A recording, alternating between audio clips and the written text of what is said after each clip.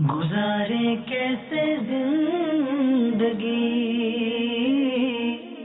آؤ علماء سے پوچھ لیں، آئے جو مشکل پیش کوئی، آؤ علماء سے پوچھ لیں۔ الحمدللہ رب العالمین والصلاة والسلام علی سید المرسلین، اما بعد فاعوذ باللہ من الشیطان الرجیم، بسم اللہ الرحمن الرحیم۔ الصلاة والسلام علیک یا رسول اللہ، الصلاة والسلام علیک یا حبیب اللہ، الصلاة والسلام علیک یا نبی اللہ، وعلی آلک واصحابک یا نور اللہ۔ میٹھے میٹھے اسلامی بھائیوں، دارالافتاء اہل سنت کے سلسلے کے ساتھ ایک مرتبہ پھر حاضر ہیں۔ سوالات کے آغاز سے پہلے درود پاک کی فضیلت سنتے ہیں۔ نبی کریم صلی اللہ تعالی علیہ وآلہ وسلم نے ارشاد فرمایا، جو کوئی شخص مجھ پر ایک مرتبہ درود پاک پڑھتا ہے، اللہ تعالیٰ اس پر 10 مرتبہ رحمت نازل فرماتا ہے۔ صلو علی الحبیب صلی اللہ تعالی علی محمد صلی اللہ تعالی علیہ وآلہ وسلم۔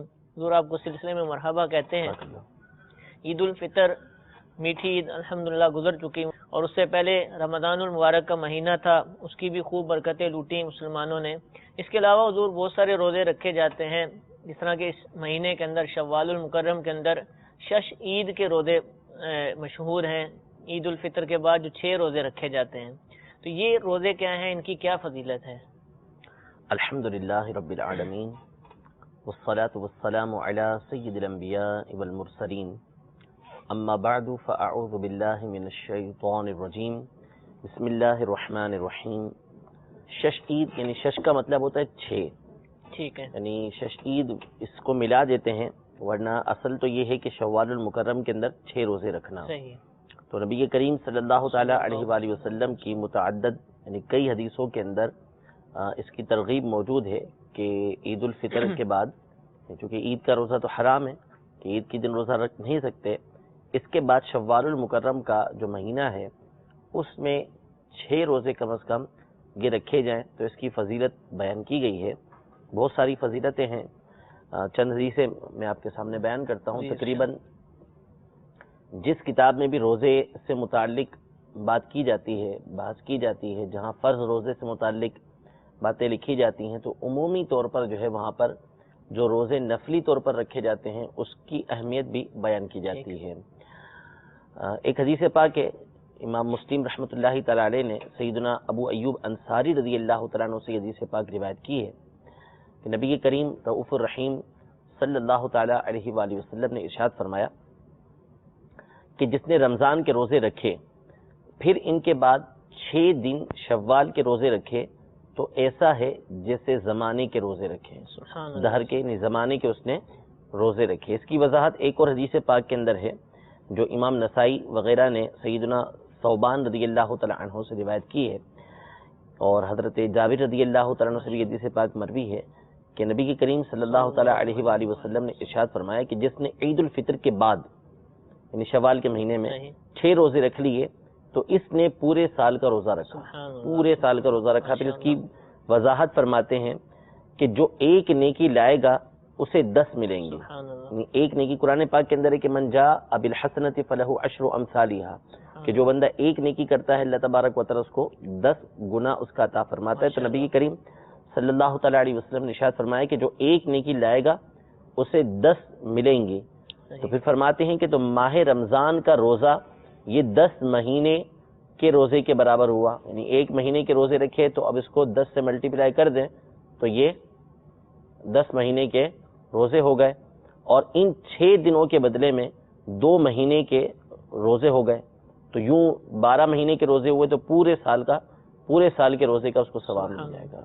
یعنی 6 روزے رکھیں گے تو 3 روزے ایک مہینے کے برابر، اور 3 مہینے جو ہے وہ دوسرے مہینے کے برابر، تو 2 مہینے یہ ہوئے، اور 10 مہینے جو ہوئے وہ رمضان المبارک کے ہوئے، تو اس طریقے سے پورے سال کے روزوں کا یہ ثواب مل جاتا ہے۔ تو بہت بڑی فضیلت ہے کہ پورے سال کے روزوں کا ثواب اللہ تبارک و تعالیٰ عطا فرماتا ہے۔ ایک اور حدیث پاک کے اندر ہے، نبی کریم صلی اللہ تعالیٰ علیہ وسلم نے ارشاد فرمایا کہ جس نے رمضان کے روزے رکھے پھر اس کے بعد 6 دن شوال کے روزے رکھے تو گناہوں سے ایسے نکل گیا جیسے آج ماں کے پیٹ سے پیدا ہوا ہے.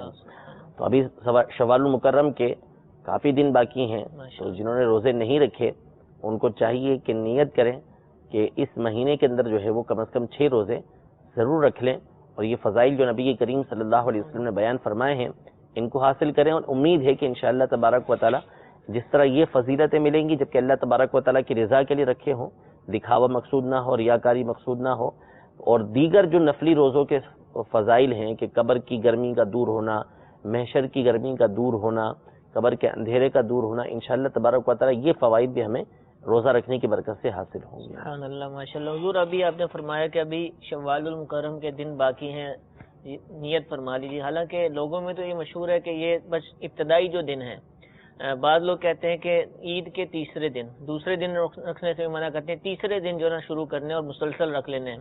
بعض کہتے ہیں عید کے دوسرے دن سے رکھ سکتے ہیں لیکن ابتدائی دنوں میں رکھ سکتے ہیں، اس کے بعد نہیں رکھ سکتے. اچھا، بعض کہتے ہیں ملا کر 6 روزے رکھنے ہیں. تو کیا یہ ساری باتیں ٹھیک ہیں یا پورا ماہ کبھی بھی روزے رکھ سکتے ہیں؟ دیکھیں، مسئلہ یہ ہے کہ جو باتیں شریعت مطہرہ نے بیان کی ہیں، فضائل جو شریعت نے بیان کیے ہیں، تو ہمیں ظاہر ہے کہ شریعت کے جو علماء ہیں انہی سے یہ مسئلہ پوچھنا ہوگا. اپنی مرضی سے ہم یہ مقرر نہیں کر سکتے کہ 6 دن جو ہے وہ شروع ہی کے ہوں یا پے در پہ ایک ساتھ 6 روزے ہوں، ایسا کچھ بھی نہیں ہے. نبی کریم صلی اللہ تعالیٰ علیہ وسلم نے مطلقاً ارشاد فرمایا ہے کہ شوال کے 6 روزے اس نے رکھے عید الفطر کے بعد. اب نہ اس میں دوسرے دن کی قید ہے نہ تیسرے دن کی قید ہے کہ آپ جو ہے وہ دوسرے دن رکھیں یا تیسرے دن رکھیں، نہیں، شوال المکرم کے اندر 6 روزے رکھنے کا حکم فرمایا ہے. تو 6 روزے شوال المکرم میں جب بھی رکھ لیں گے تو اللہ تبارک و تعالیٰ کی ذات سے امید ہے کہ وہ یہ ثواب جو ہے وہ عطا فرمائے گا. بلکہ علماء نے اپنی کتابوں میں یہاں تک لکھا ہے کہ الگ الگ کر کے رکھنا، فقہ حنفی کے اندر یہ ہے کہ الگ الگ کر کے رکھنا. مثلا عید کے دوسرے دن ایک روزہ رکھ لیا، یا اور پھر اس کے بعد جو ہے وہ چوتھے دن رکھ لیا، 7ویں دن رکھ لیا، یا ہر پیر کو روزہ رکھ لیا، ہر جمعرات کو روزہ رکھ لیا. یہ الگ الگ کر کے جب روزہ رکھیں گے تو یہ زیادہ بہتر ہے، زیادہ اچھا ہے کہ اس انداز میں روزے رکھے جائیں. تو ایسی کوئی بات نہیں ہے کہ ابتدائی دنوں کے اندر رکھ سکتے ہیں یا مسلسل رکھنا ضروری ہے، نہیں، بلکہ پورے مہینے میں جب رکھنا چاہیں رکھ سکتے ہیں، الگ الگ کر کے بھی رکھ سکتے ہیں، بلکہ الگ الگ رکھنا یہ زیادہ اچھا ہے. اچھا حضور، ان کی نیت کا بھی کیا معاملہ ہے؟ نیت صبح صادق سے پہلے کرنی ہے، بعد میں ہو سکتی ہے، کیا ہوتا ہے؟ یہ چونکہ نفلی روزہ ہے اور نفلی روزہ جو رکھا جاتا ہے اس میں نیت جو ہے وہ رات سے ہوتی ہے. رات سے مراد یہ کہ صبح صادق سے پہلے آپ کر لیں، یا مغرب کے بعد، جیسے آج کل کا کوئی روزہ رکھنا چاہتا ہے ابھی نیت کر لیتا ہے تو وہ نیت کر سکتا ہے کہ میں کل روزہ رکھوں گا. اسی طرح اگر ضحوہ کبریٰ یعنی کل کا جو دن شروع ہو رہا ہے اس میں جو ضحوہ کبریٰ جس کو عام طور پہ زوال کا وقت کہا جاتا ہے، تو اس وقت کے آنے سے پہلے اگر کوئی چاہتا ہے اس نے روزہ رکھنا ہے، تو اگر اس نے قصدن جو ہے وہ جان بوجھ کے صبح سے کچھ کھایا پیا نہیں ہے تو اب وہ یہ نیت کر سکتا ہے کہ میں صبح سے روزے سے ہوں. تو اگر وہ ضحوہ کبریٰ کے وقت سے پہلے، زوال کے وقت سے پہلے وہ یہ نیت کر لے گا کہ میں صبح سے روزے سے ہوں، یعنی آج شوال کا میں روزہ رکھتا ہوں، تو اس صورت میں اس کا روزہ بھی ہو جائے گا. ٹھیک. اچھا، یہ جو روزے رکھ رہے ہیں 6 روزے ہیں، تو کیا ان روزوں کے اندر قضا کی نیت ہو سکتی ہے کہ یہ میرا شوال کا روزہ بھی ہو جائے اور ساتھ ہی قضا روزہ بھی ہو جائے؟ ایسا نہیں ہو سکتا. اچھا، یا تو نفلی روزہ رکھنا ہوگا یا قضا کا روزہ رکھنا ہوگا. یا تو نفلی روزہ رکھ لیں، نیت کر لیں، اور قضا ہے تو پھر قضا کا روزہ رکھ لیں کہ میں قضا ادا کر رہا ہوں. ٹھیک ہے. اچھا، یہ جو نفلی روزے ہیں، جب نفلی آپ نے فرما دیا تو ان کی قضا تو نہیں کرنی پڑے گی اگر کسی نے رکھے ہی نہیں ہے؟ تو بعض لوگ یہ بھی سمجھتے ہیں کہ اس کی قضا بھی کی جائے. نہیں، اس کی کوئی قضا نہیں ہے. جو فضیلت حاصل ہوگی وہ شوال میں رکھنے ہی سے حاصل ہوگی. ٹھیک. اچھا، جیسے اب یہ نفلی روزہ ہے، اس کے علاوہ بھی کوئی نفلی روزہ ہے؟ پورا سال روزے رکھے جا سکتے ہیں چند ایام کے علاوہ. تو اب یہ روزہ ٹوٹ جائے، نفلی روزہ، تو کیا اب اس کی قضا کرنی پڑے گی یا معاف ہے؟ جی بالکل قضا کرنی پڑے گی. کسی نے نفلی روزہ رکھ کر قصدن توڑ دیا ہے تو جان بوجھ کے توڑا تو گناہگار بھی ہوگا، توبہ بھی کرنا ہوگی اور اس کی قضا بھی اس کو کرنا اور ہوگی. اگر وہ کسی عذر کی بنا پر ٹوٹا تب بھی قضا کرنا ہوگی، لیکن عذر کی وجہ سے ٹوٹا ہے تو اس پر گناہ نہیں ہوگا. ٹھیک ہے. جزاک اللہ. میٹھے میٹھے اسلام بھائیو، آپ نے سماعت فرمایا کہ صرف 6 روزے رکھنے ہیں اور رمضان کے روزے بھی ہوں تو پورے سال کے روزوں کی فضیلت الحمدللہ حاصل ہو جاتی ہے. تو جہاں ہم نے اتنے سارے روزے رکھے ہمیں عادت بھی پڑ چکی ہوگی، تو مزید 6 روزے رکھنے کی بھی نیت فرما لیجئے. انشاءاللہ عز و جل یہ اتنی پیاری فضیلت ہمیں بھی حاصل ہو جائے گی. کچھ کال ہمارے پاس موجود ہیں، ان کو اپنے سلسلے میں شامل کرتے ہیں. جی ہمیں کال سنائیے. میرے اوپر قرضہ ہے تقریباً 5.5 لاکھ کا. اور کچھ میرے پاس سونا پڑا ہوا ہے، تو وہ میں پوچھنا چاہ رہا تھا کہ میرے پہ زکوٰۃ ہوتی ہے یا نہیں ہوتی؟ جی انشاءاللہ عرض کرتے ہیں. جی ایک اور کال سنائیے. میرا سوال ہے کہ شرعاً معذور کی کیا ڈیفینیشن ہے؟ یہ معذور امامت کر سکتا ہے جیسے اس کے پیر میں تکلیف ہو یا آنکھ میں تکلیف ہو؟ جی انشاءاللہ ضرور عرض کرتے ہیں. ایک اور کال سنائیے. مفتی صاحب کی بارگاہ میں سوال عرض یہ تھا کہ جماعت کے اندر اگر وضو ٹوٹ جاتا ہے تو آیا بالکل صفے چیرتے ہوئے پیچھے کی طرف نکل جائیں یا سیدھی طرف یا الٹی طرف نمازیوں کے آگے سے گزر کے چلے جائیں؟ برائے کرم اس سوال کا جواب ارشاد فرمائیے. اللہ تعالیٰ آپ کو جزائے خیر عطا فرمائے. السلام علیکم ورحمۃ اللہ وبرکاتہ. وعلیکم السلام ورحمۃ اللہ وبرکاتہ. ضرور عرض کرتے ہیں. جی ایک اور کال سنائیے ہمیں. میرا نام محمد نعیم اقبال ہے. میں فورٹ آباد ضلع باول نگر پنجاب سے بول رہا ہوں. میرا مسئلہ یہ کہ مجھے کچھ پیسوں کی ضرورت ہے. فرض کیا 10,000 کی ضرورت ہے. میں ایک کمپنی سے کانٹیکٹ کرتا ہوں، وہ کہتے ہیں ہم آپ کو 10,000 دیتے ہیں، آپ ریٹرن میں ہمیں 13,000 واپس کرو گے. کیا آیا یہ معاملہ سود میں آتا ہے؟ کیا یہ میں 10,000 لے سکتا ہوں یا نہیں لے سکتا؟ جی ضرور عرض کرتے ہیں. حضور 5.5 لاکھ روپیہ قرض ہے اور کچھ سونا بھی ہے، لیکن کتنا سونا یہ نہیں بتایا، تو کیا زکوٰۃ ہوگی؟ اب سونے کی مقدار کو دیکھا جائے گا. کچھ سے مراد اگر اتنا سونا ہے کہ 1-2 تولہ ہے جو 1,00,000 1.5 کا بنتا ہے، تو اب یہ دیکھ لیں، خود ہی سونے کی قیمت کو دیکھ لیں اور اپنے قرضے کو دیکھ لیں. تو اگر سونا، کرنسی، چاندی، بیچنے کا سامان، ان سب کو یہ سامنے رکھیں، پھر بھی وہ 5.5 لاکھ تک نہیں پہنچتا، یہ 5.5 لاکھ تک پہنچ جاتا ہے. اور قرض کو بھی دیکھا جائے گا تو وہ بھی 5.5 لاکھ کا ہے. تو ابھی قرض کو جب اس میں سے مائنس کریں گے تو ان کے پاس یا تو کچھ بھی نہیں بچے گا یا اتنا بچے گا کہ نصاب کو نہیں پہنچتا. ٹھیک ہے. 52 تولہ چاندی کی مقدار کو نہیں پہنچتا، تو اس صورت میں ان کے پر زکوٰۃ نہیں ہوگی. ٹھیک ہے. اور بظاہر کچھ سونا اسی کو بولتے ہیں، کیونکہ اب 10 تولہ 12 تولہ سونا کو ہو سکتا ہے کہ بعض لوگ بولتے ہوں کہ کچھ سونا ہے، صحیح. لیکن اس سے سمجھ یہ آتا ہے ان کے سوال سے کہ کچھ سونے سے مراد تھوڑا سا سونا ہوگا. تو اگر یہ سونا اتنا ہے اور اس کے علاوہ بھی ان کے پاس جو کچھ ہے بیچنے کا سامان، چاندی، رقم وغیرہ، وہ اگر 5.5 لاکھ جو انہوں نے بتائے ہیں اس سے کم ہے تو ان کے پر زکوٰۃ ہی نہیں ہے. اور اگر اس سے زیادہ ہے تو اب اس کو مائنس کر کے دیکھیں گے کہ جتنا باقی بچتا ہے وہ 52.5 تولہ چاندی کی رقم کے برابر ہوتا ہے یا نہیں ہوتا. اگر ابھی رمضان میں 33,600 کے لگ بھگ، تو اگر اتنی رقم باقی بچتی ہے ان کے پاس مائنس کرنے کے بعد، 5.5 لاکھ روپے مائنس کرنے کے بعد اتنی رقم بچتی ہے تو ان کے اوپر زکوٰۃ ہوگی، ورنہ نہیں ہوگی. حضور یہ ضمناً پوچھ رہا ہوں کہ اب رمضان شریف تو گزر چکا ہے، تو اب بھی زکوٰۃ کا یہ مسئلہ پوچھ رہے ہیں. کئی لوگ سوچ رہے ہوں گے کہ رمضان میں زکوٰۃ ہوتی ہے، تو یہ اب کہاں سے مسئلہ پوچھ رہے ہیں؟ یہ بہت بڑی غلط فہمی ہے ہمارے یہاں پر، جس کا کئی مرتبہ ازالہ کیا گیا ہے کہ زکوٰۃ اور رمضان کا اس لحاظ سے کوئی تعلق نہیں ہے کہ زکوٰۃ کوئی رمضان میں فرض ہوتی ہے. رمضان ایک الگ عبادت ہے کہ اس میں اللہ تبارک و تعالیٰ نے مخصوص چند اور عبادتیں دی ہیں ہمیں، روزہ، تراویح، ٹھیک ہے، یہ چیزیں وہاں پر ہمارے پر لازم کی گئی ہیں. باقی زکوٰۃ کا تعلق یہ رمضان کے ساتھ نہیں ہے، رمضان سے پہلے بھی ہو سکتا ہے اور رمضان کے بعد بھی ہے. یعنی مثال کے طور پر اگر کوئی شخص صاحب نصاب بنا ہے رجب کے اندر، صحیح، تو اب اگلا رجب آئے گا تو یہ صاحب نصاب ہو جائے گا، یعنی اس کے اوپر زکوٰۃ یہ لازم ہو جائے گی. یعنی شرائط پائی گئی ساری کی ساری، تو اگلے رجب کے آتے ہی اس کے اوپر ہو گیا لازم کہ یہ زکوٰۃ دے. اب اگر یہ 2 مہینے لیٹ کرتا ہے، رجب نکال دیتا ہے، شعبان نکال دیتا ہے کہ میں جا کے رمضان کے اندر جو ہے وہ زکوٰۃ ادا کروں گا، تو ایسا شخص گناہگار ہوگا. اس پر توبہ بھی لازم ہوگی اور آئندہ اس کو لازمی طور پہ یہی کرنا ہے کہ یہ رجب کے اندر جا کر ہی زکوٰۃ نکالے گا. اسی طرح جیسے یہ پوچھ رہے ہیں، تو اگر ان کے اوپر شوال میں لازم ہوتی ہے تو یہ شوال کے اندر ہی آ کر دیں گے. آپ پہلے نکالنا چاہتے ہیں کہ فضیلت حاصل کرنا چاہتے ہیں رمضان کی، تو پہلے وہ دے سکتے ہیں. لیکن اگر اس دوران ان کا سرمایہ بڑھ گیا، 10 شوال کو مثال کے طور پر ان کے اوپر زکوٰۃ لازم ہوتی ہے اور رمضان میں ان کے پاس 5 لاکھ روپے تھے اور 10 شوال سے پہلے 1 لاکھ روپیہ اور آ گیا، تو اب مزید ان کو 1 لاکھ روپے کے اوپر زکوٰۃ یہ نکالنا پڑے گی. تو بہرحال اس لحاظ سے زکوٰۃ کا رمضان سے یوں کوئی تعلق نہیں ہے. جزاک اللہ.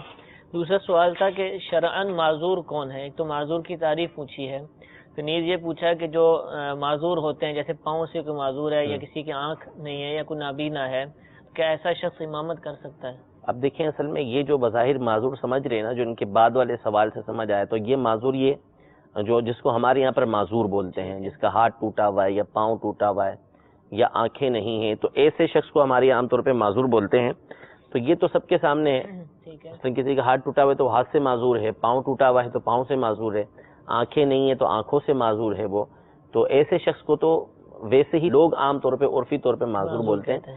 شرعی معذور جو شریعت کے اندر اصطلاح استعمال ہوتی ہے وہ ذرا جدا ہے. ٹھیک ہے. وہ ہوتی ہے کہ جس کو کوئی ایسا مرض لاحق ہے کہ جس کی وجہ سے اس کا وضو باقی نہیں رہتا. مثال کے طور پر کسی کو پیشاب کا قطرہ آتا ہے تو اب عصر سے مغرب کا جو درمیانی وقت ہے، اس وقت کے اندر اس کو اتنا بھی وقت نہیں ملتا کہ یہ فرض بھی ادا کر سکے. یعنی وضو کرتا ہے، نماز کے لیے کھڑا ہوتا ہے کہ پھر قطرہ آ جاتا ہے، اس کا وضو ٹوٹ جاتا ہے. پھر جا کے وضو کرتا ہے، نماز کے لیے کھڑا ہوتا ہے تو اس کا وضو ٹوٹ جاتا ہے. کیوں فرض بھی وہ ادا نہیں کر پاتا مغرب تک، تو یہ سارا وقت جو اس کا نکل گیا، اس کی وجہ سے یہ شرعی معذور بن جاتا ہے. یہ تو ہے فقہی طور پر معذور، جس کو کہا جاتا ہے. ایسے معذور کے احکام جدا ہیں. یہ ہر ایک کی امامت نہیں کر سکتا، یہ صرف اسی کی امامت کر سکتا ہے کہ جو اس کے جیسا معذور ہو. یعنی زید ہے، وہ اس عذر کے اندر مبتلا ہے، اور عمر بھی اسی عذر کے اندر مبتلا ہے، تو ایسے کی تو وہ امامت کر سکتا ہے، دوسری کی امامت وہ نہیں کر سکتا. لیکن یہ جو پوچھ رہے ہیں، یہ پوچھ رہے ہیں پاؤں سے کوئی معذور ہے یا کسی کی آنکھیں نہیں ہیں، تو ایسے افراد کے پیچھے نماز تو جائز ہے. نابینا ہے کوئی، اس کے پیچھے کوئی نماز پڑھتا ہے، نماز جائز ہے. البتہ اگر ان کے علاوہ کوئی دوسرا شخص ایسا ہے کہ جو علم کے اندر ان سے بڑھ کر ہے، یعنی علمی اعتبار سے اس کا پایہ ان سے بلند ہے، تو پھر اس کی امامت بہتر ہے. لیکن نابینا ہے، وہی سب سے زیادہ عالم ہے، سب سے زیادہ اسی کو علم ہے، تو پھر یہی نماز پڑھانے کے لیے افضل ہے کہ اسی کے پیچھے نماز یہ پڑھی جائے. لیکن اگر کوئی دوسرا ایسا شخص موجود ہے جماعت کے اندر کہ جو اس سے زیادہ علم والا ہے، تو بہتر ہے کہ وہ امامت کروائے. لیکن پھر بھی اگر یہ امامت کرائیں گے تو ان کے پیچھے نماز ہو جائے گی، جبکہ دیگر شرائط ان کے اندر پائی جاتی ہیں. ٹھیک ہے، جزاک اللہ. تو جماعت کے اندر نماز پڑھ لیں، امام صاحب کے پیچھے وضو ٹوٹ جائے تو اب نکلنا ہے پیچھے، تو نکلنے کا طریقہ کیا ہے کہ صفیں چیرتے ہوئے نکلیں یا دائیں بائیں ہو جائیں اور پھر کونے میں سے نکلیں؟ کیا طریقہ کار ہے؟ جس طرح آسانی ہو. اچھا، ایسے نکل سکتے ہیں. علماء نے تو یہاں تک فرمایا کہ وہ ناک پہ ہاتھ رکھ لے، تھوڑا سا جھک جائے تاکہ لوگ یہ سمجھے کہ نکسیر پھوٹ گئی ہے، تو یوں تیزی کے ساتھ وہ نکل جائے. اگر صفوں کو چیر کے نکلنا ممکن ہے تو ویسے نکل جائے، اور اس طرف سے سائیڈوں سے بھی نکلتا ہے تو وہ بھی نکلنے کی اس کو اجازت ہے. ٹھیک ہے، جزاک اللہ. محمد اقبال بھائی فورٹ آباد سے پوچھ رہے ہیں کہ رقم کی ضرورت ہے، ان کو قرض ہے، مثال کے طور پہ 10,000 چاہیے. کہتے ہیں ہمارا کسی کمپنی سے معاہدہ ہوا کہ آپ 10,000 دے دیں اور واپسی 13,000 روپے ہم کریں گے، اس کا سود ہے. ظاہر سی بات ہے، سود کس طرح پہ سینگ نہیں ہوتے. جو سود ہے وہ یہی ہوتا ہے کہ نبی کریم صلی اللہ تعالی علیہ وسلم نے ارشاد فرمایا کہ کل قرض جر منفعۃ فہو ربا، کہ ہر وہ قرض کہ جو نفع لے کر آئے وہ سود ہے. تو یہ جو قرض لے رہے ہیں، قرض کے اوپر مزید رقم دیں گے تو یہ قرض نفع لے کر آ رہا ہے، یعنی کمپنی کو یہ نفع دے رہے ہیں، تو اس کا مطلب ہے کہ ان کو سود دے رہے ہیں. تو جس طرح سود لینا حرام ہے، اسی طرح سود دینا بھی حرام ہے. دونوں کے پر حدیث پاک کے اندر لعنت آئی ہے. بینکوں میں اب سود کو منافع کہا جاتا ہے، تو منافع کے نام پر لیں یا سود کے نام پر لیں؟ ہاں، تو ظاہر ہے کہ رشوت بھی لوگ جو لیتے ہیں وہ مٹھائی کے نام پر لیتے ہیں، اور جو اچھا چال باز ہوگا تو وہ اتنا ہی بڑا جو ہے وہ سیل مین کہلاتا ہے، اتنی ہی زیادہ اس کی تنخواہ ہوتی ہے، اس کی اتنی ہی زیادہ اہمیت ہوتی ہے. تو نام بدلنے کی وجہ سے کوئی چیز درست نہیں ہو جاتی. اب جو ہے وہ مینگنی کے اوپر اگر چاندی کا ورک لگا دیں گے تو وہ برفی نہیں بن جائے گی. اسی طرح زہر کا نام اگر آپ شہد رکھ دیں گے تو وہ شہد نہیں بن جائے گا، وہ زہر ہی رہے گا. تو اللہ کی بارگاہ کے اندر ظاہر سی بات ہے یہ بہانے نہیں چلیں گے. اس بارگاہ میں جو ہے وہ دل کا حال دیکھا جائے گا، اور جو کام آپ نے کیا ہے وہ دیکھا جائے گا. تو وہاں نام نہیں ہوگا. اب سود ہے مثال کے طور پر، قرآن پاک میں سود کا لفظ تھوڑی آیا ہے، سود تو اردو کا لفظ ہے، عربی میں تو اس کو ربا بولتے ہیں. اگر کوئی شخص کہتا ہے کہ بھائی قرآن پاک میں تو ربا کو حرام قرار دیا، سود کو کہاں حرام دیا ہے، ہم تو سود لے رہے ہیں، تو اس طرح صرف نام کی تبدیلی سے تھوڑی کوئی چیز حلال ہو جائے گی. آپ جو ہے وہ نعوذ باللہ کوئی خنزیر کو بولے کہ بھائی یہ تو سور ہے، تو سور قرآن پاک میں تو خنزیر کو حرام قرار دیا، کہ سور کو تھوڑی حرام قرار دیا کہ تو ہم جو ہے وہ اس کو کھا لیں. شراب ہے تو شراب کا لفظ تھوڑی قرآن پاک کے اندر، شراب تو پینے کو کہتے ہیں، وہاں تو خمر کا لفظ آیا. تو اس طرح نام کی تبدیلی کی وجہ سے کوئی چیز حلال نہیں ہو جاتی. وہ چیز دیکھی جائے گی. تو ظاہر سی بات ہے کہ سود اگر حرام کیا گیا ہے تو بھائی کس نے حرام کیا ہے؟ میں نے، آپ نے، فلاں نے حرام کیا؟ نہیں، اللہ تبارک و تعالیٰ نے حرام کیا ہے. اللہ تبارک و تعالیٰ فرماتا ہے کہ احل اللہ البیع وحرم الربا، اللہ ہے کہ جس نے کاروبار کو حلال کیا اور سود کو حرام قرار دیا ہے. تو اس لیے آپ جو یہ کام کر رہے ہیں، آپ دیکھیں کہ آپ کس کی مخالفت کر رہے ہیں. کتنا بڑا یہ جرم ہے کہ اللہ تبارک و تعالیٰ نے اس کو اللہ اور اس کے رسول سے جنگ قرار دیا ہے. تو کون ہے کہ جو اللہ اور اس کے رسول سے جنگ کو جیت سکے گا؟ نعوذ باللہ کوئی اس کا تصور ہی نہیں کر سکتا. تو اس لیے اس طرح کے بہانے اور اس طرح کے نام کی تبدیلی کی وجہ سے سود کو حلال قرار دینے کی کوشش کرنا یہ تو نعوذ باللہ اور خطرناک ہو سکتا ہے کہ بعض صورتوں میں بندے کو دائرہ اسلام سے خارج کر سکتا ہے. اب حضور یہ دیکھیں پاکستان کو لے لیجئے، جیسے مسلمانوں کا ملک ہے، اور عام طور پر مسلمانوں سے پوچھیں سود کیا ہے تو کہیں گے حرام ہے، اور وہ اس کو حرام بھی سمجھتے ہیں اور برا بھی سمجھتے ہیں. لیکن اس کے باوجود لاکھوں مسلمان جو ایسے ہیں جنہوں نے سیونگ اکاؤنٹ، سودی اکاؤنٹ کھلوائے ہوئے ہیں. تو اب آپ کے جو ارشادات ہیں اس سے یہ تو پتہ چلا کہ منافع کا نام ہو یا کچھ ہو وہ سود ہی رہے گا. تو اب یہ کیا کریں؟ یہ اکاؤنٹس بند کروائیں یا اکاؤنٹ جاری رہنے دیں، جو منافع ملے اس کو بس ضائع کر دیں؟ کیا کریں اس کے اندر؟ دیکھیں یہ تو ظاہر سی بات ہے کہ یعنی یہ تو سیدھی سی بات ہے کہ یہ احساس کی بات ہے. ٹھیک ہے، آپ کو احساس ہونا چاہیے. جو شخص بھی اس طرح کے سیونگ اکاؤنٹ کھلواتا ہے یعنی جب اس کو معلوم ہو گیا تو اس پر تو فوری طور پر لازم ہے کہ اس اکاؤنٹ کو بند کروائے گا. ٹھیک ہے. یعنی یہ مسلمانوں کی بہت بڑی غفلت ہے اور یہ ہماری حکومت کی بھی بہت بڑی غفلت ہے. یعنی ہم کھلے عام ہمارے یہاں پر یہ کہا جاتا ہے کہ شرح سود کم کر دی گئی، کہ شرح سود اتنی ہی مقدار اس کی رکھی گئی ہے. یعنی ہم اللہ سے نہیں ڈرتے، پھر ہم شکوے کرتے ہیں نعوذ باللہ کہ جو یہ مسائل مصائب ہمارے پر آتے ہیں، مصیبتیں آتی ہیں. تو ہر ایک کو اللہ تبارک و تعالیٰ سے ڈرنا چاہیے. سودی نظام اور سود کا جو سلسلہ ہے یہ اگر بالفرض اول تو ایسا ہے ہی نہیں. اگر آپ بانی پاکستان کے جو طریقے، ان کے جو ارشادات ہیں، انہوں نے جو باتیں بیان کی ہیں اس کو بھی دیکھیں، جو قائد اعظم کی باتیں ہیں، تو انہوں نے بھی یہی کہا تھا کہ مغرب کا جو نظام ہے وہ نہ پائیدار نہیں ہے، اس نے ختم ہو جانا ہے. اصل جو اسلامی نظام ہے، خاص طور پہ معاشی نظام، مالیات کا نظام، اس کے اوپر ان کے اقوال موجود ہیں جس کی انہوں نے باقاعدگی کہا ہے کہ قرآن و حدیث کے مطابق جب ہم اس کو رکھیں گے نا تو اسی میں پائیداری ہے. آپ اب دیکھتے چلے جائیں کہ آہستہ آہستہ یہ نظام ایسا ہے کہ جو ختم کر دے گا بندوں کو. اب یونان کی مثال سامنے ہے سب کے کہ کس طرح وہاں پہ کرائسس پیدا ہوئے، اسی طرح اور یہ آہستہ آہستہ یہ سب ختم ہوتا چلا جائے گا کیونکہ اس میں پائیداری نہیں ہے. سود کی وہ نحوستیں ہیں، وہ اس کے اندر خرابیاں ہیں کہ آخرت تو الگ معاملہ ہے لیکن دنیا کے اندر بھی دولت چند ہاتھوں کے اندر چلی جاتی ہے اور اس کا جو سرکولیشن ہوتی ہے، جو گھومتی رہتی ہے، وہ ختم ہو جاتی ہے. نتیجہ یہ نکلتا ہے کہ چند افراد امیر سے امیر تر ہوتے چلے جاتے ہیں اور باقی غریب سے غریب تر ہوتے چلے جاتے ہیں. تو ایک تو اس کے اندر برکت نہیں ہوتی دینی اعتبار سے، پھر دنیاوی اعتبار سے اس کے اتنے سارے نقصانات ہیں، اتنے نقصانات ہیں کہ جو ملک کے ملک تباہ کر کے رکھ دیتا ہے. تو یہ آہستہ آہستہ یہ جو کھا جاتا ہے ملک کے نظام کو، اور یہی ہمارا بھی حال ہو رہا ہے. تو اس لیے ہر ایک کو اس سے ڈرنا چاہیے، اللہ تبارک و تعالیٰ کا خوف اپنے سامنے رکھنا چاہیے. سارے نقصانات کو ایک طرف رکھ دیں، صرف یہ دیکھ لیں اگر مال کو بطور نعمت لیا بھی جائے تو نعمت دینے والا اللہ تبارک و تعالیٰ ہے. تو اس کا حکم ہے کہ سود حرام ہے، سود چھوڑ دو، مت لو سود. یہ اللہ اور اس کے رسول سے جنگ ہے. صرف اسی بات کو ہم سامنے رکھیں گے تو ہم پر لازم ہے کہ ہم سود کا جو کام ہے اس کو فوری طور پہ ختم کریں. لہٰذا جنہوں نے سیونگ اکاؤنٹ کھلوائے ہوئے ہیں یا کوئی اور اکاؤنٹ کھلوائے ہوئے ہیں کہ جس کے ذریعے سے وہ سود حاصل کرتے ہیں یا کوئی اور ذریعے سے سود حاصل کرتے ہیں، تو ان کو اللہ سے ڈرنا چاہیے. فوری طور پر یہ سلسلہ ختم کریں. بینک کے اندر صرف اور صرف کرنٹ اکاؤنٹ کھلوائیں، یہی جائز ہے. اس کے علاوہ کوئی اور اکاؤنٹ کھلوانا یہ شرعاً جائز نہیں ہے. ٹھیک ہے. اب جن کے کھلے ہوئے ہیں معاذ اللہ، ان کا جو سود جمع ہو چکا تو اس کو کیا کریں؟ اس کو لینا ہی جائز نہیں ہے. جو اپنی اوریجنل رقم ہے، اصل رقم ہے، ان کا اصل سرمایہ ہے، اس کو جو ہے وہ نکالوا کر اپنے کرنٹ اکاؤنٹ میں داخل کروا دیں. بقیہ بینک میں رہے گا، رہنے دیں ان کو، وہ ان کے کھاتے میں شمار ہوگا. وہ تو منع کر دیں، ہمیں نہیں چاہیے، بند کروا دیں اس کو. ٹھیک ہے، جزاک اللہ. جی مزید کچھ کال ہمارے پاس موجود ہیں، جی کال سنائیے. میرا سوال یہ ہے کہ بچوں کی پیدائش پر جو تحفے تحائف ان کو دیے جاتے ہیں، پیسے یا کپڑے وغیرہ، تو وہ کیا بچوں کی ملک ہوتی ہے؟ اگر بچوں کی وہ ملک ہے تو پھر اس کے استعمال کا کیا طریقہ کار ہوگا؟ شرعی رہنمائی فرما دیجیے. انشاءاللہ عرض کرتے ہیں. جی ایک اور کال سنائیے. میں نے رمضان المبارک میں روزہ رکھا تھا، اس میں میرے کو خوب وامٹ ہوئی، تو میرا روزہ ٹوٹ جاتا ہے یا نہیں ٹوٹتا ہے؟ میں نے تو روزہ آخر تک اس تاریخ تک کھینچ لیا تھا. جی انشاءاللہ عرض کرتے ہیں. جی ایک اور کال سنائیے.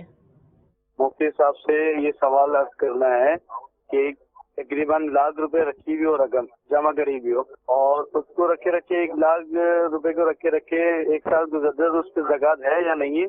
اور کتنے سونے پہ زکوٰۃ ہے، یعنی کتنے مالیت پہ سونا ہو تو زکوٰۃ فرض ہے؟ جی ضرور عرض کریں گے. کتنے تولے پر زکوٰۃ ہے؟ پہلا سوال جو ہے وہ بڑا اہم ہے کہ بچے جب پیدا ہوتے ہیں یا اس کے علاوہ کوئی تقریبات ہوتی ہیں تو بچوں کو جو ہے تحائف دیے جاتے ہیں، ان کو بہت ساری پیسے دیے جاتے ہیں، مختلف اشیاء دی جاتی ہیں. بعض چیزیں تو ایسی ہوتی ہیں جو بچوں کے ہی قابل استعمال آتی ہیں، جیسے چھوٹے چھوٹے کپڑے ہیں، یہ چیزیں ہوتی ہیں. بعض چیزیں ایسی ہوتی ہیں جو بچے بھی استعمال کر سکتے ہیں، اوروں کے بھی کام آ سکتے ہیں. پھر کھلونے بھی دیے جاتے ہیں. تو اب اس طرح کی بہت ساری چیزیں دی جاتی ہیں، تو ان کی ملکیت کس کی ہے؟ بچے اس کے مالک ہیں یا کوئی اور مالک ہے؟ اور بچے مالک ہیں تو اس کا آپ کیسے استعمال کریں؟ اگر تو وہ ایسی چیزیں ہیں کہ ہے ہی بچے کے استعمال، چھوٹے چھوٹے سے کپڑے ہیں، ٹھیک ہے، یا چھوٹے سے کھلونے ایسے ہیں کہ وہی بچہ کھیل سکتا ہے، تو ایسی چیزیں عام طور پہ بچوں ہی کے لیے دی جاتی ہیں. تو وہ بچوں کے استعمال میں ہی آئیں گی، وہ انہی کی ملک ہیں، وہ کسی اور کو استعمال میں نہیں دے سکتے، وہ اسی کے پاس رہیں گی. اور اگر چیز ایسی ہے کہ جو بچہ استعمال کر ہی نہیں سکتا، مثلا بچہ پیدا ہوا اور مٹھائی کا ڈبہ بندہ لے کر آ گیا، تو ظاہر سے چھوٹا جو بچہ پیدا ہوا مٹھائی کھا ہی نہیں سکتا، تو یہ ظاہر ہوتا ہے کہ یہ باپ کے رشتہ داروں کی طرف سے ہے تو باپ کے لیے، ورنہ ماں کے رشتہ داروں کی طرف سے ہے تو وہ ماں کے لیے ہوتا ہے. یعنی وہ دیکھا جائے گا کہ وہ کس کے لیے لے کر آئے ہیں، تو وہ انہی کی ملک ہو جائے گا. اور اسی طرح اور چیزیں ہوتی ہیں، پیسے بھی دیے جاتے ہیں، پیسے دیے جاتے ہیں. تو ظاہر ہے کہ وہ چھوٹا بچہ ہوتا ہے تو اس وقت عام طور پہ، یعنی بچہ پیدا ہوتا ہے تو اس وقت وہ بچے کو دینا عام طور پہ مقصود نہیں ہوتا، تو وہ رقم جو ہوگی پیدائش کے وقت وہ پھر عام طور پہ ماں باپ کو دی جاتی ہے، وہ انہی کی ہوگی. تو جو اشیاء ایسی ہیں کہ بچے ہی کے استعمال میں آ سکتی ہیں تو وہ انہی کے لیے ہوں گی اور وہ انہی کی ملک رہیں گی، اس کو سنبھال کے رکھنا ہوگا. اس میں اب جو لے رہا ہے وہ تو کچھ نہیں کہہ سکتا کہ آپ یوں کریں، دینے والوں کو آپ کیا ارشاد فرمائیں گے کہ وہ دیتے وقت کیا نیت کریں جس سے لینے والے کو بعد میں آسانی رہے؟ ہاں، اس میں اگر امیر اہل سنت کا تو طریقہ کار یہ ہے کہ آپ اگر کسی کو کچھ دیتے ہیں بچے کے لیے تو پھر آپ اس میں صراحت کر دیتے ہیں زبان سے یا لکھ کر کہ یہ آپ کے لیے مباح ہے. مجھے دیا مباح، یہ کیا لفظ ہوتا ہے کئی لوگوں کو یعنی مجھے دیا مثال کے طور پہ میرے بچوں کے لیے کہ بھائی یہ آپ کے بچوں کے لیے، اور ساتھ ہی کہ آپ کے لیے مباح، یعنی یہ آپ کے لیے جائز ہے کہ آپ اس کو استعمال کریں، بچوں کی ملک میں نہیں دیا. تو اس سے یہ ہوگا کہ اگر آپ وضاحت کر دیں گے سامنے والے کے لیے کہ بھائی یہ آپ کی ملک ہے، آپ کے لیے ہے، اور یعنی بچوں کو دے رہا ہوں لیکن بچوں کو مالک نہیں کرتا، آپ بھی اس کو استعمال یہ کر سکتے ہیں. تو اس کا فائدہ یہ ہوگا کہ وہ سامنے والا اس کا مالک ہو جائے گا، اپنے بچوں کو دے یا خود اپنے استعمال کے اندر لے کر آئے. یعنی اگر کہیں اور دینا چاہتا ہے یا کچھ اور استعمال ہے تو اس کو پھر شرعی طور پر پکڑنی ہوگی. تو اس سے یہ ہوگا کہ دینے والے کو چاہیے کہ وہ وضاحت کر دے، شرمائے نہ، شرعی مسئلہ ہے، وضاحت کر دے کہ بھئی میں آپ کی ملک کر رہا ہوں. ٹھیک ہے، آپ ہی کو دے رہا ہوں، نیت بھی یہی اس کے پاس موجود ہونی چاہیے.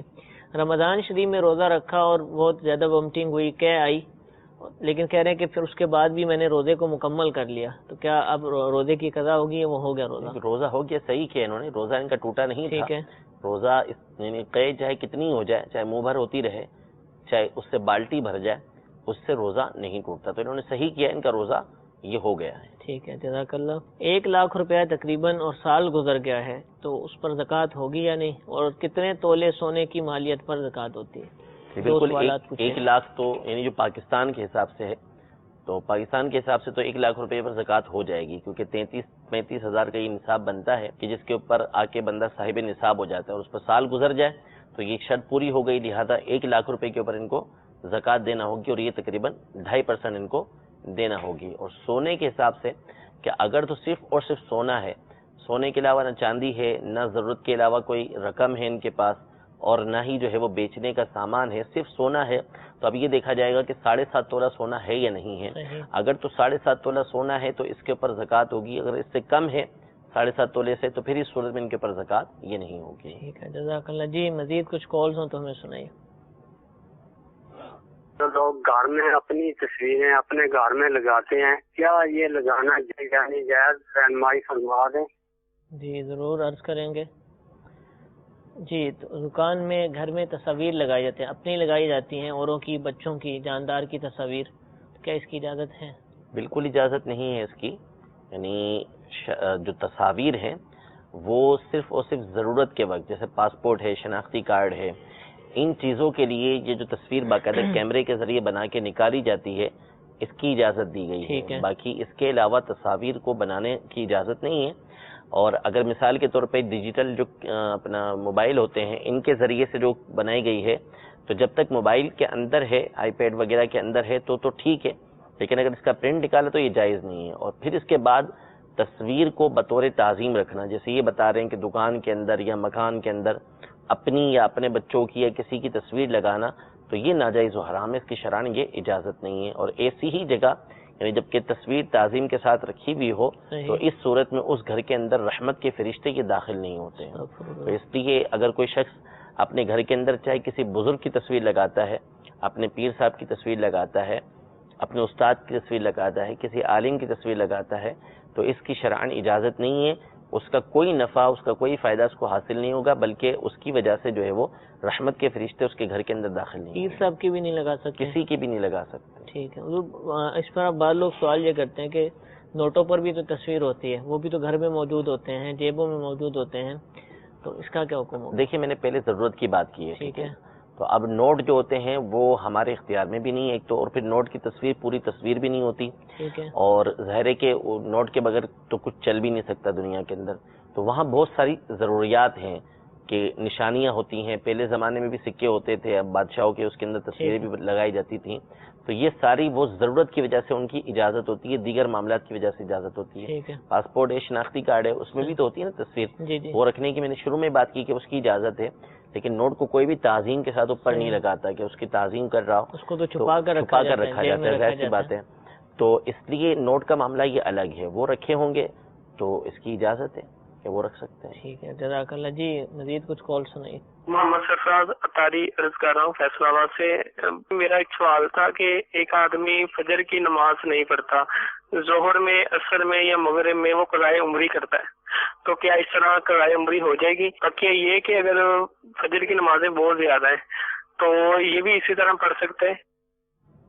جی ضرور عرض کرتے ہیں. تو بالکل غلط ہے. غلط یوں ہے کہ فجر کی نماز چھوڑنا بلکہ اس کی جماعت چھوڑنا بلا عذر شرعی تو جائز ہی نہیں ہے. ٹھیک. تو ہاں یہ ہے کہ اگر یہ ایسے معذور ہیں، کوئی شخص ہے ایسا معذور ہے کہ اس کی آنکھ کسی صورت فجر میں کھلتی نہیں، یعنی سارے انتظامات اس نے کر لیے، کسی با اعتماد شخص کو اس نے کہہ دیا کہ مجھے جگہ دینا، یا اس کی مثال یہ علماء یہ سمجھاتے ہیں مثال کے طور پہ صبح اس کی جیسے فجر کا ٹائم آج کل جماعت ہو رہی ہے 5:25 پر، تو اب مثال کے طور پہ 5:25 پر اس کی فلائٹ ہے. تو جو اس کی کوشش اس فلائٹ کے لیے ہوگی جاگنے کے لیے، وہی کوششیں یہ یہاں پر جماعت کے لیے کر رہا ہی نہیں کر رہا. ٹھیک ہے. ساری کوششیں اس نے کر ڈالی، اب اس کے باوجود اس کی آنکھ نہیں کھلی.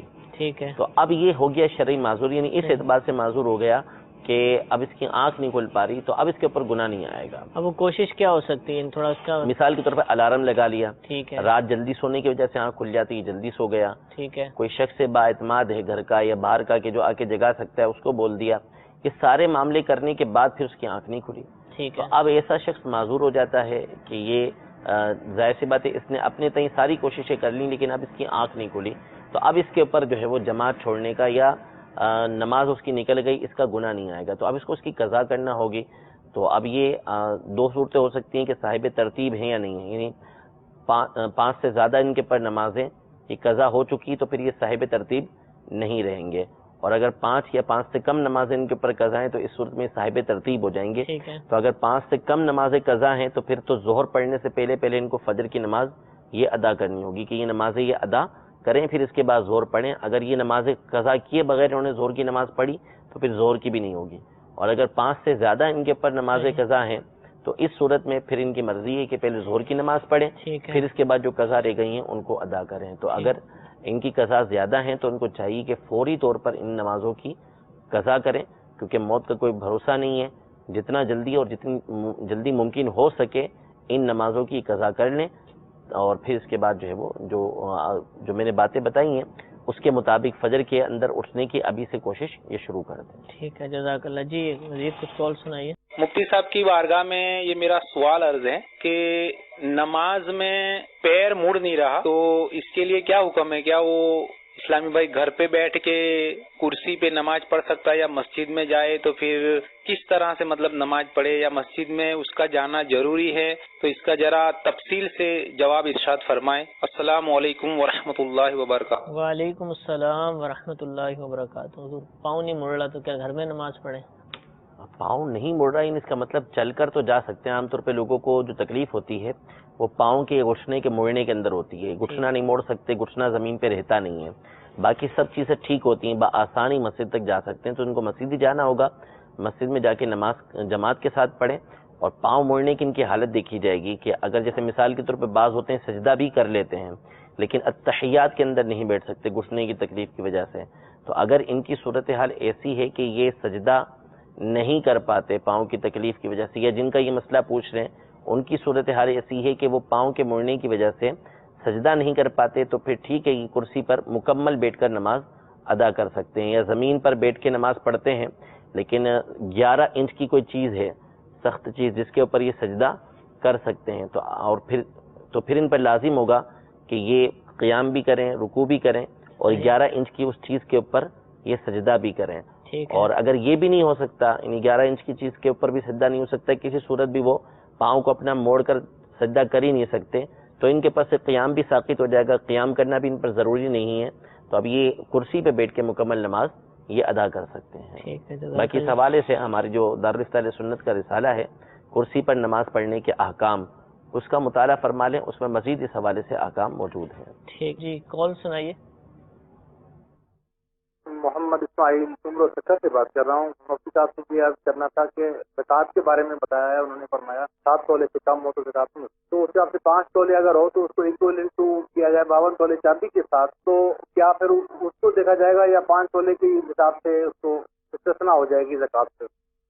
جی حضور، 7.5 تولے سے کم پر زکوٰۃ نہیں، لیکن اگر 5 تولے سونا ہے تو چاندی کا حساب کریں گے یا مستثنا ہو جائے گی؟ وہ خاص طور پہ میں نے عرض کیا اس حوالے سے کہ اگر صرف اور صرف سونا ہے ٹھیک ہے تو پھر اس کے اوپر جو ہے وہ 7.5 تولہ سونا کو دیکھا جائے گا۔ اگر کسی کے پاس سونے کے ساتھ چاندی ہے یا ضرورت کے علاوہ ماہانہ ضرورت کے علاوہ اس کے پاس رقم ہے یا بیچنے کا سامان ہے، تو اب یہ دونوں مل جائیں گے، انکلوڈ ہو جائیں گے، اور دونوں کو ملا کے دیکھا جائے گا کہ اب ان کی رقم 52.5 تولہ چاندی تک پہنچتی ہے یا نہیں پہنچتی۔ ٹھیک ہے، جیسے مثال کے طور پر 1 ہی تولہ سونا ہے تو وہ بھی 52.5 تولہ چاندی کے برابر ہو جائے گا۔ صحیح۔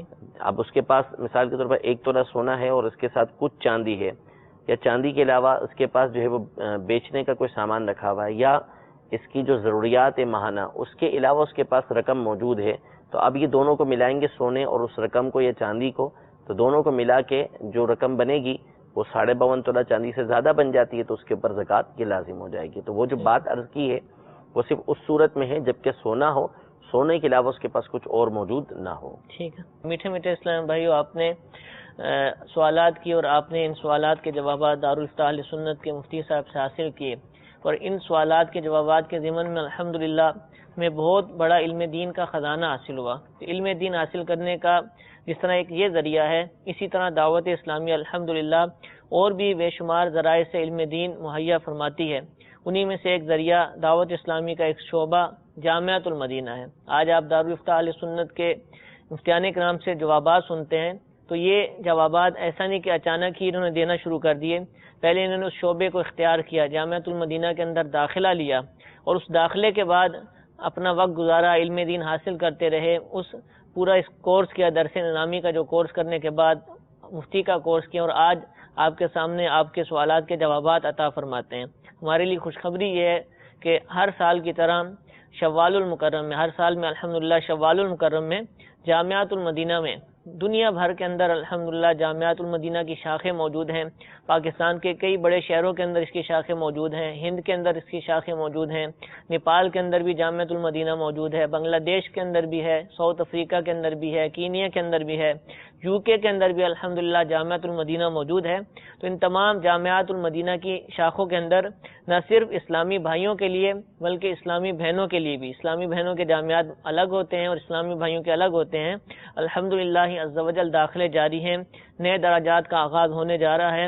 آپ جس طریقے سے اسلامی بھائیوں سے علم دین حاصل کرتے ہیں، ایسا بھی ہو سکتا ہے کہ ہم بھی اس طرح کے ہو جائیں کہ لوگ ہم سے علم دین حاصل کرنے لگ جائیں۔ اس کا ایک بہت پیارا ذریعہ جامعۃ المدینہ میں داخلہ لینا ہے۔ حضور آپ بھی جامعۃ المدینہ سے فارغ ہیں، الحمدللہ یہاں موجود ہیں، ہمارے سوالات کے جوابات عطا فرما رہے ہیں، تو آپ بھی اس حوالے سے کچھ ارشاد فرمائیے۔ ابھی داخلے جاری ہیں جامعۃ المدینہ کے اندر۔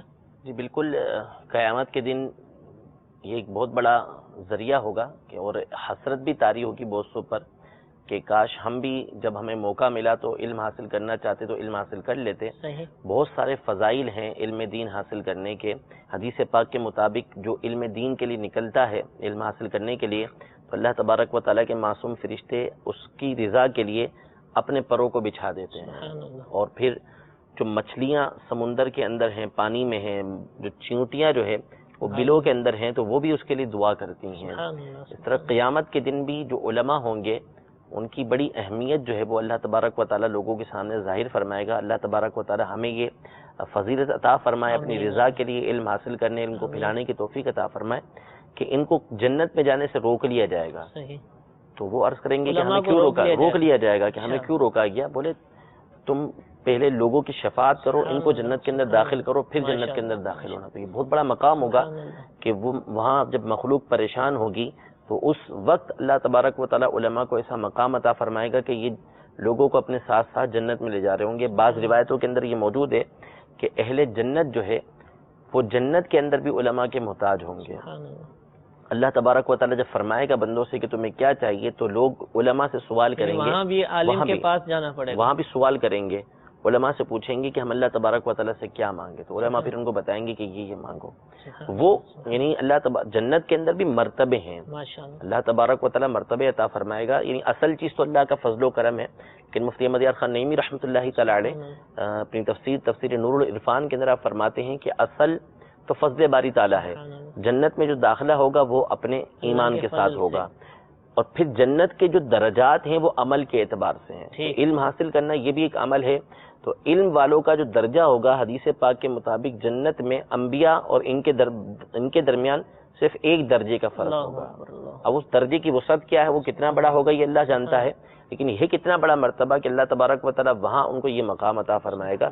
لہذا جس کو موقع ملا ہے، جو یہ علم کی فضیلت حاصل کر سکتا ہے، اس کو اللہ تبارک و تعالیٰ کی رضا حاصل کرنے کے لیے ضرور علم حاصل کرنا چاہیے۔ ٹھیک ہے، اور میٹھے میٹھے اسلام بھائی، وہ دنیا دارالعمل ہے، دنیا ہی کے اندر رہ کر عمل کیا جا سکتا ہے۔ اللہ تعالیٰ کی رحمت سے انشاءاللہ جنت ہی حاصل ہوگی، لیکن انبیاء اکرام علیہ السلام کا قرب حاصل ہو جائے، جنت کے اندر بھی ہمیں اعلیٰ مقام حاصل ہو جائے، تو اس کے لیے اس دنیا کے اندر رہ کر ہی عمل کرنا ہوگا۔ خود کوشش کیجئے، اپنے اولاد کو، اپنے بہن بھائیوں کو، اپنے دوستوں کو ترغیب دلائیے۔ آپ اپنے قریبی شہر کے اندر جہاں بھی آپ رہتے ہیں، انشاءاللہ پاکستان کے بڑے بڑے شہروں میں جامعات المدینہ موجود ہیں، اپنے علاقے کے ذمہ دار سے آپ معلومات حاصل کر سکتے ہیں کہ آپ کے قریب کون سا جامعہ ہے۔ ان جامعات میں آپ داخلہ لے کر علم دین کا بے تحاشا خزانہ حاصل کر سکتے ہیں۔ اللہ تعالیٰ سے دعا ہے کہ ہمیں زیادہ سے زیادہ علم دین حاصل کرنے، اس پر عمل کرنے اور اسے دوسروں تک پہنچانے کی توفیق عطا فرمائے۔ آمین بجاہ النبی الامین، صلو علی الحبیب صلی اللہ تعالی علی محمد صلی اللہ تعالی علیہ وآلہ وسلم۔ گزارے کیسے زندگی، آؤ علماء سے پوچھ لیں، آئے جو مشکل پیش کوئی، آؤ علماء سے پوچھ لیں۔